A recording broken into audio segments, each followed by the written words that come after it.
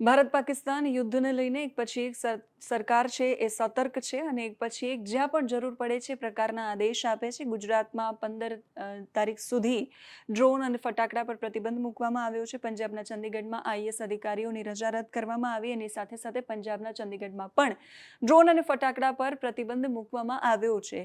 પંજાબમાં સરહદ પર એન્ટી ડ્રોન સિસ્ટમ છે એ 9 એન્ટી ડ્રોન સિસ્ટમ તૈનાત કરવામાં આવશે. એની સાથે સરકારને જ્યાં પણ જરૂર લાગે છે ત્યાં એ આદેશ આપે છે.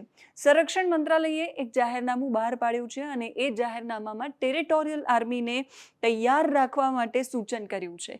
ટેરિટોરિયલ આર્મી એટલે શું? ટેરિટોરિયલ આર્મી એ સુરક્ષાની બીજી હરોળ છે. એવા નાગરિકો છે જેણે સૈન્યનો અનુભવ લીધો છે. એ સૈન્યનો અનુભવ લીધેલા નાગરિકોએ અધિકારીઓને તૈયાર રહેવા માટે સૂચન કર્યું છે. ભારત પાકિસ્તાન વચ્ચે જે યુદ્ધપૂર્ણ પરિસ્થિતિ છે એ પરિસ્થિતિનો સામનો કરવા માટે સરકાર દરેક મોરચે તૈયાર છે.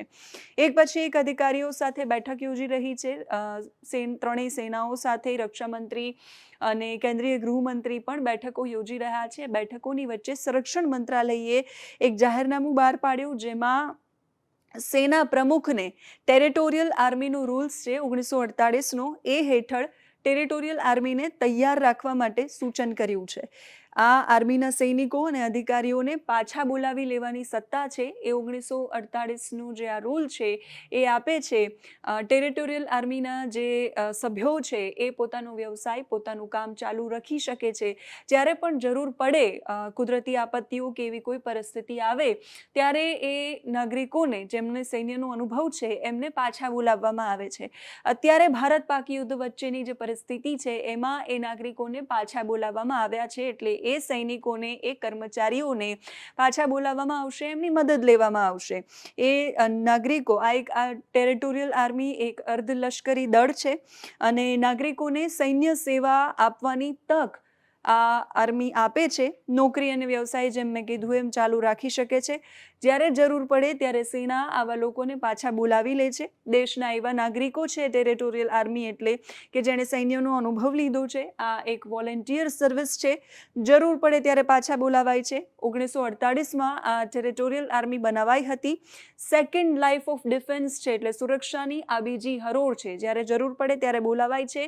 આપણે 1962, 1965, 1971 અને 1990ના યુદ્ધમાં 1999ના યુદ્ધમાં આપણે આ આર્મીની મદદ લીધી હતી અને હવે પાછી ફરી એકવાર એ આર્મીને એક્ટિવ કરવા માટે સૂચન આપી છે. કુદરતી હોનારત હોય એ સમયે પણ આ આર્મીની મદદ લેવાય છે. કયા જાણીતા લોકો છે જે આ આર્મીનો હિસ્સો છે એના વિશે વાત કરીએ. મહેન્દ્રસિંહ ધોની આ ટેરિટોરિયલ આર્મીનો હિસ્સો છે, જે ક્રિકેટર છે. શૂટર અભિનવ બિંદ્રા પણ આ આર્મીનો હિસ્સો છે. આ સાથે કેન્દ્રીય મંત્રી અનુરાગ ઠાકુર છે એ પણ આ આર્મીનો હિસ્સો છે. સચિન પાયલટ છે જે કોંગ્રેસના નેતા છે એ પણ ટેરિટોરિયલ આર્મીનો હિસ્સો છે. બોલિવૂડ અભિનેતા નાના પાટેકર પણ આ આર્મીનો હિસ્સો છે. મોહનલાલ જે મલયાલમ ફિલ્મના સુપરસ્ટાર છે એ પણ આ આર્મીનો હિસ્સો છે. આ બધા જ લોકો આ આર્મીનો હિસ્સો છે. આ સિવાય કપિલ દેવ છે એ પણ 1983ના વર્લ્ડ કપ વિજેતા કેપ્ટન છે જે 2008માં પંજાબ રેજિમેન્ટમાં માનદ લેફ્ટનન્ટ કર્નલ એમને બનાવવામાં આવ્યા હતા. દીપક રાવ છે જે ક્લોઝ ક્વાર્ટર યુદ્ધ નિષ્ણાંત અને લેખક છે જેમને 2011માં પેરાશૂટ રેજિમેન્ટમાં માનદ મેજરનો હોદ્દો છે એ આપવામાં આવ્યો હતો. રાજ્યવર્ધનસિંહ રાઠોડ છે ભૂતપૂર્વ કેન્દ્રીય મંત્રી, એ પણ આ આર્મીનો હિસ્સો છે. ઓલિમ્પિક સિલ્વર મેડલ વિજેતા છે અને ભૂતપૂર્વ કેન્દ્રીય મંત્રી જેમણે ભારતીય સેનામાં સેવા આપી હતી અને કારગિલ યુદ્ધમાં ભાગ લીધો હતો. એમને ફરી એકવાર બોલાવવામાં આવ્યા છે. કટોકટીની પરિસ્થિતિ વખતે નિયમિત રીતે સેનાની મદદ કરી શકે એના માટે આ ટેરિટોરિયલ આર્મીને તૈયાર રહેવા માટે સૂચન કરવામાં આવ્યું છે.